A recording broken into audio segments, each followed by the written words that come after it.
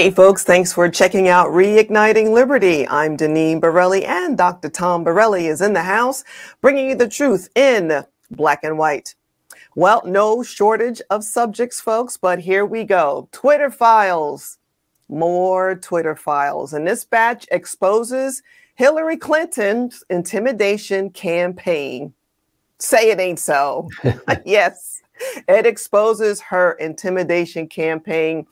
This was part 11 of the recent Twitter files that were dropped on us, and it exposes the cozy and snuggly relationship between federal government officials and this social media platform, Twitter.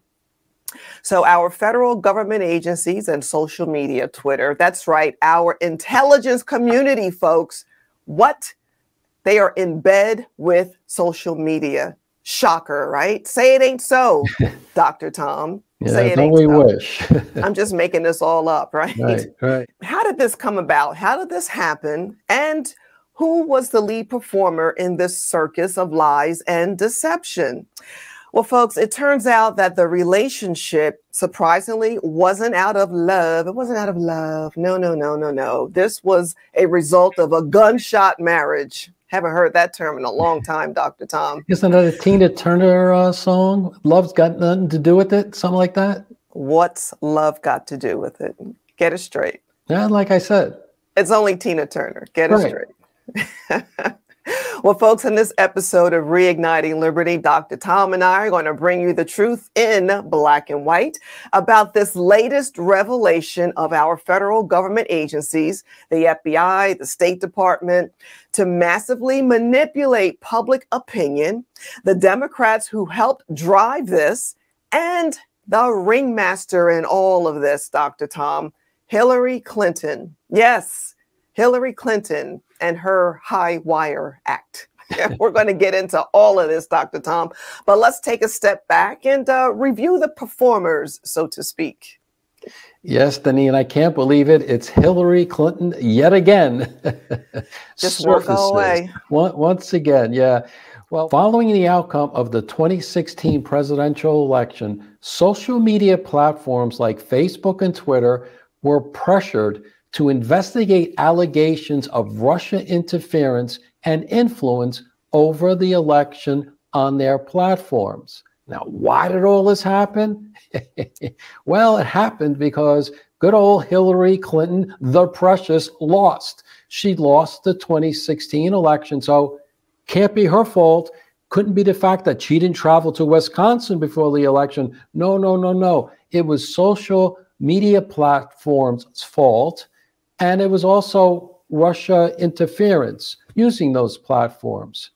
While both platforms looked into these allegations, evidently Twitter didn't jump high enough or move fast enough regarding Democrat calls for investigations to crack down on Russia propaganda on their platforms. So ultimately, Twitter became the bullseye target of the Democrats. Can't be the Democrats' fault. Can't be Hillary Clinton's fault. It's always got to be somebody else's fault. And in this case, it was Twitter. Twitter's the bad guy. Twitter's the bad guy. Well, it just so happens that Hillary was the catalyst against Twitter over Russia propaganda and misinformation. And just like a choreographed ringleader, Hillary was orchestrating this entire event. She pushed Democrats, and then the media promptly followed in this performance to blame Twitter for her loss to President Trump. Headline from the Daily Mail, quote, Twittergate files, Hillary Clinton inspired a Democrat witch hunt against Twitter to look for Russia accounts that simply didn't exist, and forced the social media giant into the arms of the FBI. End of quote. This was all Hillary all the time. Think about that, right? Yeah. Let's talk about the ringmaster, Hillary Clinton. Hillary went on a Sour Grapes book tour to promote her book, what happened? What happened was you lost. That's what happened. So Got that was spanked. spin control. You lost, and you're still sour and bitter. Yep. To promote her book, What Happened, where she whined and complained about losing the presidential election, but also criticized and blamed social media for her loss because of, quote, Russian propaganda. That's right. The whining, complaining, blaming tour. That's what happened. Based on internal documents, Twitter execs at the time were not overly concerned because they were watching Facebook take the brunt of the complaints. It's always easier when you could sit back and when somebody else get torched. And right? Glad it ain't me. And the Twitter folk was sitting there humming along. Everything's fine here. Well, not really, because Hillary Clinton entered the ring, right? But CEO Jack Dorsey and public policy Vice President Colin Cromwell slowly started changing their tune when Hillary loudly sounded the alarm, making them out to be the enemy and making Twitter a big part of the problem. With Hillary calling out Twitter and Democrats leaning hard on the social media company, Twitter created a Russia task force to look into accounts pushing Russia propaganda. So they bowed and they created a group to look to the degree to what extent Russians were involved in Twitter. However, it's reported that only 3 accounts associated with Russia were found in that first round of the investigation. Only 3, Okay. Deneen. Okay. Did that solve the problem? Well, details, Dr. Tom. It was just 3 accounts, not 300, not 3,000. Well, the findings of the Twitter investigation was, of course, of no concern to the Democrats. They didn't care because their show had to go on, Dr. Tom. It had to continue. And the show was to target President Trump by associating his election with Russia. Russia collusion. Russia. In fact, the Democrats fell in line, Dr. Tom. They fell in line lockstep with Hillary Clinton, like elephants with the Ringling Brothers and Barnum and Bailey circus. They fell in line and also went after Twitter. Let's talk about Virginia Democrat Senator Mark Warner, chairman of the Select Senate Committee on Intelligence. On intelligence. Well, on intelligence. Look out. Well, Warner was not happy in September 2017 when Twitter suspended 22 accounts possibly linked to Russia and less than 200 possibly linked to those accounts. Outraged, Warner held a press conference. He got up in front of the cameras, Dr. Tom, and he blasted Twitter. Warner said Twitter's findings were, quote, frankly, inadequate on every level. So, that sounds like a veiled threat, a little warning there. Oh, yeah, Again, just wait. He's on the Select Committee of Intelligence. Look out, Twitter. Right. Well, there you have it. Pressure from Congress. Congress got involved in this. Hillary Clinton sends out the alarm, then you got Congress involved. You, Twitter, you have been put on notice. But Dr. Tom, according to Crowell, who you mentioned earlier, who was with Twitter, Warner was focused on what happened in 2016. So again, damn the findings of Twitter's investigation. But enter Hillary Clinton, stage left, cracking her whip. So what happens? Here's Hillary during her What Happened book tour. And here's a quote. It's time for Twitter to stop dragging its heels and live up to the fact that it's a platform is being used as a tool for cyber warfare. End quote, Hillary Clinton. Everybody sounds mad about now, huh? Everybody's mad. Well, Cromwell noted Hillary Clinton's book tour talked about the role of Russian propaganda and dirty tricks that were pushed through social media had in her demise, end quote. Well, Hillary, being Hillary, generated news on the topic, Dr. Tom. Oh, Take it yes. from here. Oh, yes, she did. The Mercury News, quote, Hillary accuses Facebook, Twitter, and Google of enabling Russian agents. Russian agents. Again, so that's a everything news was headline. Russia, That wasn't Russia, Hillary, Russia. but that's her book tour. Yep. Promoted and prompted those sorts of news story, blaming everybody, of course, but her. And going back earlier to what you said about Warner interested in Russian influence in 2016, well, they're still trying to prove that President Trump was an illegitimate president. Right? In 2017, they're worried about what happened in 2016 election, right? Yeah. Right? Unbelievable. This is what they do. Hillary obviously was sounding the alarm with her book tour and generating news, motivated other Democrats and the media to jump in the middle of the ring, the circus ring as well. Twitter couldn't find Russia interference. That's a problem. You know, you can't find it. You must find it. I can't find it, but you have to find it.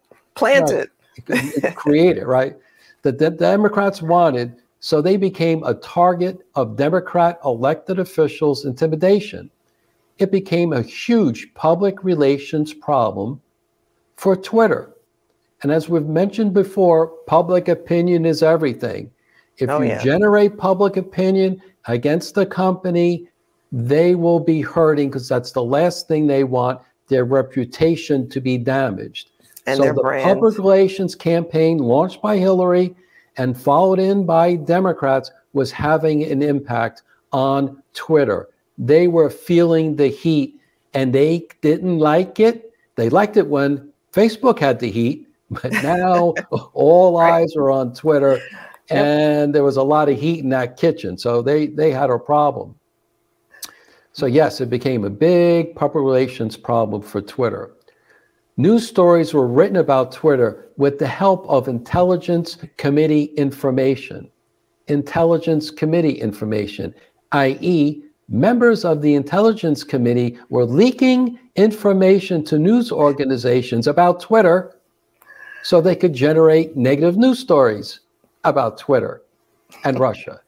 This is the way the game works. Now remember, this is the intelligence committee.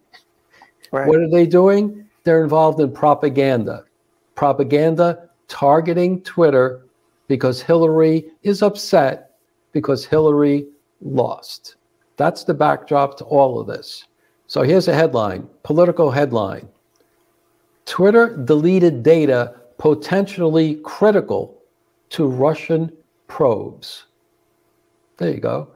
They accused Twitter of deleting information about Russia on their platform. From the Intelligence Committee, I mind you, from the Intelligence Committee. In retaliation, Democrats also threatened Twitter with legislation. First, you loosen them up. Remember the old story? Listeners, viewers know this, right? First, you bombard them with negative news headlines, making that company look bad, bad, bad, and even more bad. And then all of a sudden, voila, legislation comes to punish the company. This is the way the inside game in Washington works. And that was only one headline. Twitter was continually blasted by media headlines about their platform and the role Russia was playing in it. Continually blasted. So that's that aspect. Then let's have another drum roll for another intelligence community committee person, and that would be Adam Schiff. Well, he was exposed in this Twitter file dump of an effort to silence a journalist who he didn't like, whose stories he didn't like. So Schiff contacts Twitter and asks Twitter to get rid of his account. Oh, isn't that convenient? Wow. Right? Unbelievable. So this is from the New York Post. U.S. Rep. Adam Schiff tried to get a journalist suspended from Twitter and to have, quote, any and all other content related to House Intelligence Committee staffers removed from the site, according to the latest document dump authorized by new owner Elon Musk. So there you have the past head, thank God, of the Intelligence Committee engaging in an attempt to censor a journalist. Wow, talk about strong arm tactics, right? Yeah, this is amazing. This whole wow. Twittergate episodes, because now we're on number 11. Who knows who's? Unfortunately, I think this is just warming up. Yeah, this is the pregame, the prelude. Right, right. This is the orchestra started to play. I think some of the big ones are yet to come, and boy, we've had a lot of big ones, right? Wow. But there you had Adam Schiff himself trying to silence a journalest. Yeah. He's supposed to be defending the Constitution. He's supposed to be working for his constituents. Would be freedom of speech. Didn't he raise his hand and swear on the Bible, I would think, for that? But it's all games for these Democrats. They don't care. They just don't care. It's pretty staggering, actually. It is. Yeah, the three-ring circus kept the Russia collusion narrative alive. That was another part. Keep the narrative of Russia collusion, Trump alive throughout 2017. Drum up those news stories, and this was all happening while the FBI was still investigating President Trump, right? Still investigating President Trump, and the Mueller investigation was around that time. More propaganda, more news, Twitter, Russia collusion, Trump, Mueller, Russia collusion, Trump, Schiff, Russia collusion, Trump. It goes on and on and on. This is the game that they play. The bottom line is punish President Trump because he beat Hillary Clinton. It's pretty amazing. Thank goodness Elon Musk bought Twitter, because we would know any of this. We would not know. And I'm not sure how much of this is getting out there in the news, Dr. Tom. So that's why we're doing it. Yeah, right. Well, meanwhile, all of the antics were basically priming the liberal media, fueling and priming the media to also play a role in all of this, Dr. Tom. Politicians, Hillary, she's a politician, Schiff, I mean, all these players that got involved in this. And the media, of course, was just taking it all in and just putting out their propaganda to affect public opinion. And that's exactly what it did. So let me get this straight, Dr. Tom. Let's see. The response from Twitter initially went from, well, you know, there really isn't much to see here, to, oh my goodness, the sky is falling. It's Russia propaganda gone wild on our platform. They went from one end of the spectrum to the other with all of this because of everything you mentioned. It was an intimidation campaign. Everything flipped on Twitter. They were up against the machine, and it is a huge, massive, powerful machine. They were up against this machine. They thought the machine was their friend. They thought things change. They thought the machine was their friend, but no. They became swamped with requests, Dr. Tom. That is what happened after all of this stuff. When Hillary basically sounded the alarm and everyone fell in line, they got all these requests to censor and shut down and ban accounts.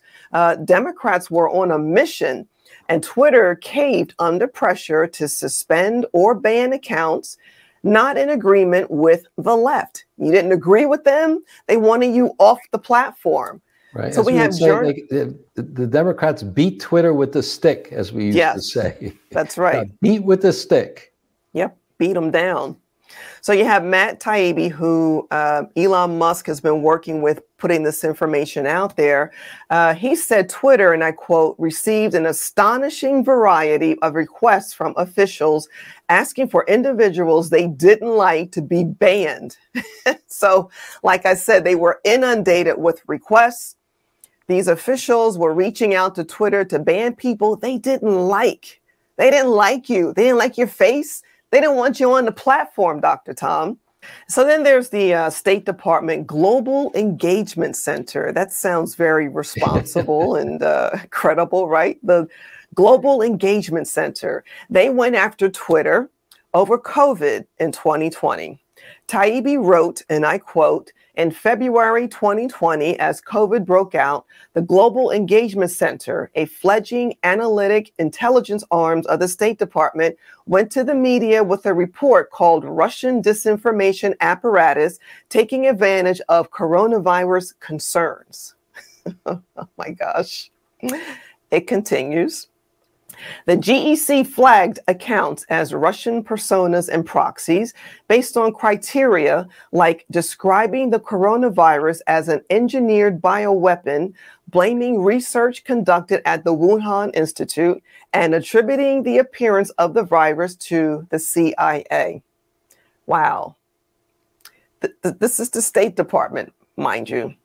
Taibbi also wrote, Dr. Tom, quote, "State also flagged accounts that retweeted news that Twitter banned the popular U.S. Zero Hedge, claiming the episode led to another flurry of disinformation narratives. Zero Hedge had done reports speculating that the virus had lab origin," end quote. So, man, this is beyond a full court press, Dr. Tom. I mean,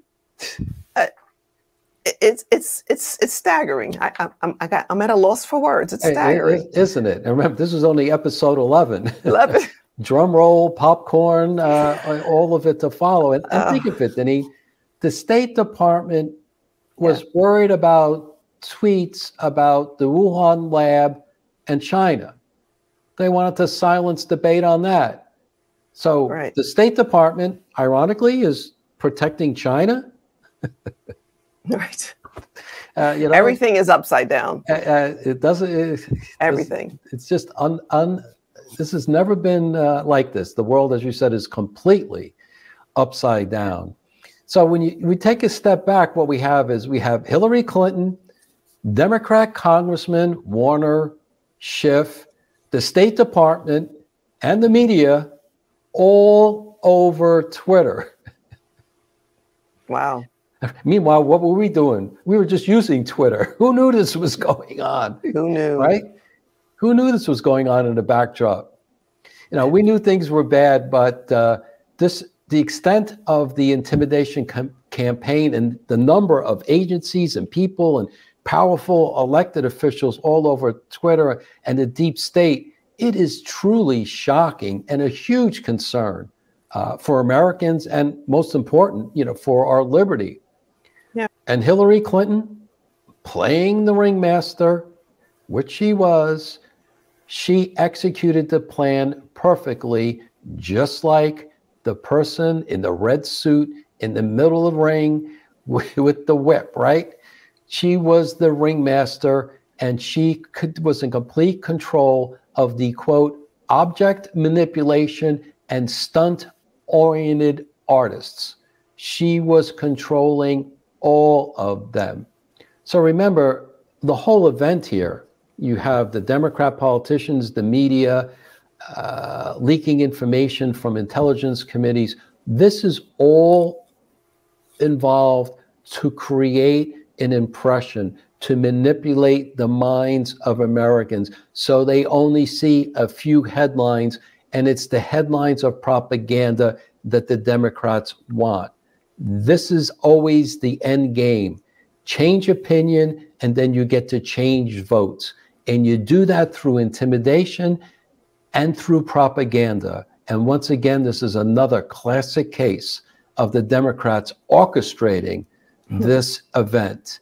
And unfortunately, it's we, the American people, who are suffering because of this type of collusion, this type of propaganda. Keep in mind, all of this was done to manipulate public opinion that Trump and Russia were tight. They were best buds. That was the end goal of this effort by Hillary Clinton, because she couldn't take blame for the election, so it had to be Trump and Russia. Also, the State Department, again, as I said before, was protecting China. Think about that. Aren't they supposed to be worried about China and developing policies to control China? No, no, no, no, no, no. Don't be confused. They were trying to protect China. And on what? The SARS-CoV-2 virus that came from China and most likely came from the Wuhan lab. And where was the State Department? Trying to silence debate on that topic. And we've mentioned this before, but it's always important to repeat it. The big picture conclusion: force is necessary to twist the truth. They did this campaign through force and intimidation. Democrats want a monopoly on information. They want a monopoly. They can't win a debate. So what they need to do is drive a message through a monopoly. And that's what's so dangerous about Twitter to the Democrats and the media. Because if you can't control Twitter, you can't control public opinion, and then you can't control the minds of the American people, and you can't control votes. That is the problem for Democrats. And that's why in the past they've been controlling Twitter. Now Elon Musk is running Twitter. That's another big problem for Democrats. And now, surprise, surprise, they are attacking Elon Musk. Always on offense, those Democrats. They just love monopoly because they can't win any other way.